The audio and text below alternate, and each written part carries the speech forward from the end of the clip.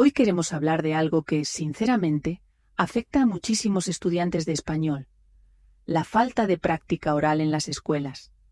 ¿No les pasa que, aunque estudias gramática y vocabulario, cuando tienes que hablar, te bloqueas? Es como si todo lo aprendido desapareciera en ese momento. Exactamente. Y eso ocurre porque el sistema tradicional muchas veces prioriza la escritura y la lectura sobre la expresión oral. Es curioso, porque ¿qué sentido tiene aprender un idioma si no puedes comunicarte verbalmente? Pero lo veo constantemente. Estudiantes que tienen un nivel muy bueno en teoría, pero casi no tienen espacio para practicar hablando. Claro, y lo más frustrante es que incluso los profesores a veces tampoco se sienten cómodos hablando en español.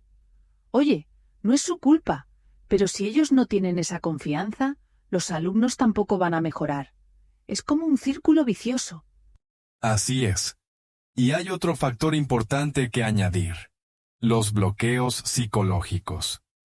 Muchos estudiantes tienen miedo de cometer errores. Entonces, prefieren quedarse callados. A esto se suma la tendencia de corregir cada pequeña equivocación en clase, lo que, sinceramente, genera más ansiedad que aprendizaje. Sí, totalmente.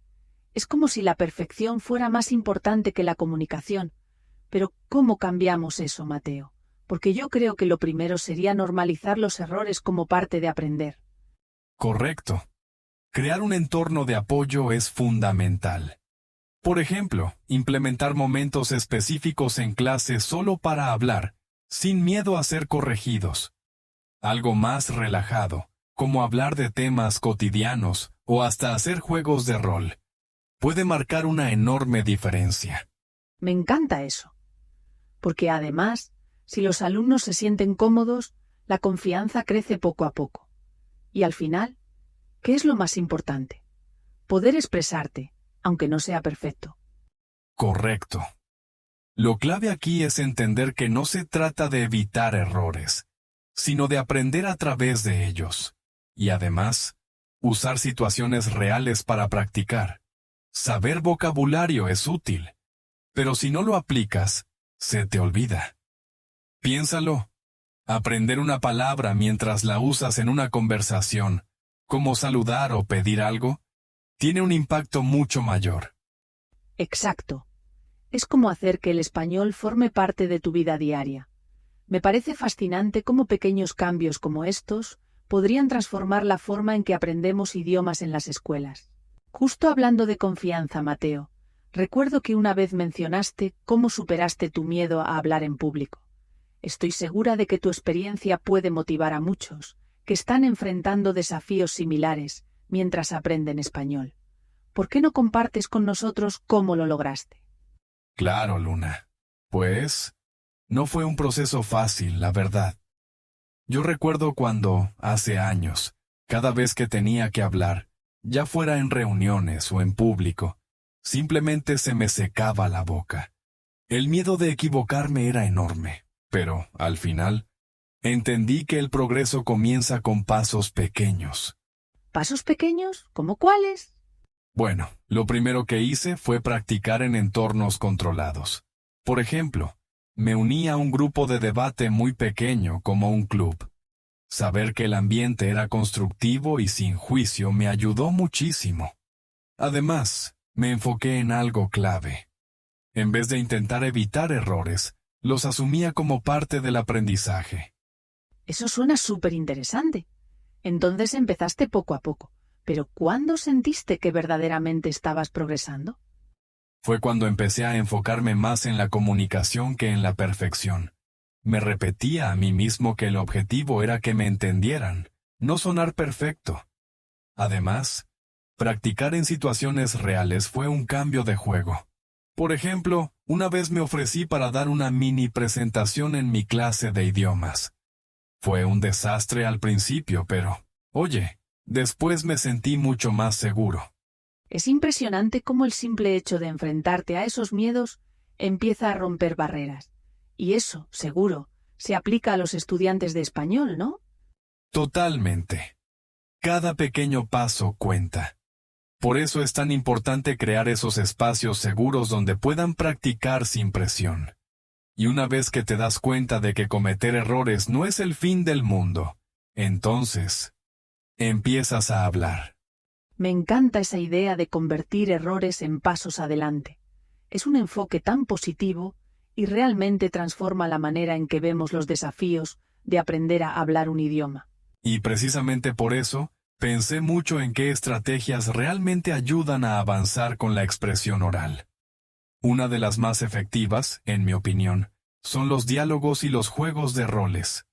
Te permiten poner en práctica el vocabulario de manera contextual, como si lo estuvieras viviendo realmente. Totalmente, Mateo. Es como cuando imaginas que estás en un café en Barcelona y pides un café con leche. No solo usas las palabras, también practicas el ritmo y la entonación. Es casi como estar ahí, aunque estés en tu casa. Exacto. Y lo interesante es que no necesitas un escenario complicado. Puede ser tan simple como hacer un ejercicio corto en el aula, con estudiantes actuando como clientes y camareros, o incluso simulando llamadas telefónicas. Lo importante es que se sientan involucrados y que el lenguaje cobre vida. ¡Qué buena idea! Además, algo tan sencillo como esto puede ayudar con otro problema: la confianza. Creo que mientras más practicas, menos miedo tienes de equivocarte. Sin duda, porque repetir y practicar crea un ciclo positivo. Cada vez que hablas, confirmas que sí puedes, aunque no sea perfecto, y cada pequeño éxito aumenta esa confianza poco a poco. Mira, te cuento algo que hago con mis sobrinos. Cuando jugamos, inventamos historias en español. Es como un juego de teatro improvisado. Ellos terminan usando palabras nuevas sin darse cuenta, solo porque están divirtiéndose. Eso suena genial, Luna. Es un excelente ejemplo de cómo hacer que la práctica sea entretenida y efectiva al mismo tiempo. Los niños, y también los adultos, aprenden mejor cuando no sienten presión, ¿cierto? Sí, exactamente. Con los juegos se olvidan de que están estudiando. Y eso es lo que más me gusta. Lleva el aprendizaje a un nivel más natural, más relajado. Creo que todos podríamos usar un poco más de esa creatividad en nuestras clases de idiomas. Absolutamente. Hacer que el aprendizaje sea interactivo y dinámico no solo mejora la retención, sino que también les da a los estudiantes una razón para hablar. Al final, la clave está en crear oportunidades donde puedan expresarse sin temor, ¿no crees? Ahora que mencionamos lo importante que es hacer el aprendizaje interactivo y relajado, siento que hoy en día tenemos tantas herramientas increíbles a nuestra disposición, y los podcasts son una de ellas, ¿no crees, Mateo? Me fascina cómo, simplemente escuchando, puedes mejorar tu comprensión y entrenar tu oído al mismo tiempo. Sin duda, Luna. Además, los podcasts tienen algo especial. Son muy flexibles. Puedes escucharlos mientras cocinas, caminas, o incluso cuando estás en el transporte público. Y esa exposición constante es clave, especialmente para entrenar la pronunciación y la entonación. Claro, y como son recursos auditivos, también te fuerzan a concentrarte. Yo siempre les digo a mis amigos que escuchen activamente, que repitan frases en voz alta. Es como si tuvieras una mini clase personalizada, pero tú decides el ritmo. Exacto. Y lo interesante es que algunos podcasts, como este, tienen segmentos interactivos, donde se introducen palabras nuevas o pequeñas actividades. Eso no solo ayuda a mejorar el vocabulario, sino que también hace que la experiencia sea más participativa.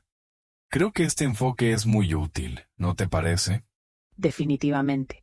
Es como una mezcla entre aprender y entretenerse. Ahora que lo mencionas, recuerdo un episodio donde aprendí un montón de expresiones comunes en español, solo escuchando diálogos en diferentes contextos. Y esa es la clave, ¿verdad? Aprender palabras en contexto. Porque cuando entiendes cómo se usan en situaciones reales, se te quedan grabadas más fácilmente. Y también te ayuda a no solo traducirlas en tu mente, sino a pensar directamente en el idioma.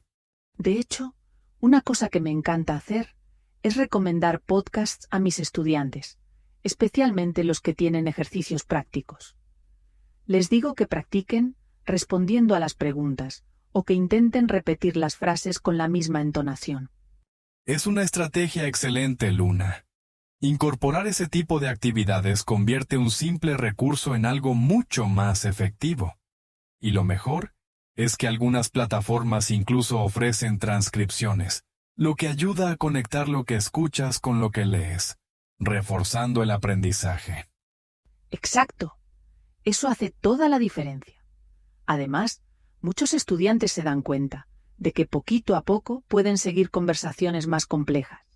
Y esto no solo mejora su comprensión auditiva, también les da más confianza cuando tienen que hablar. Totalmente.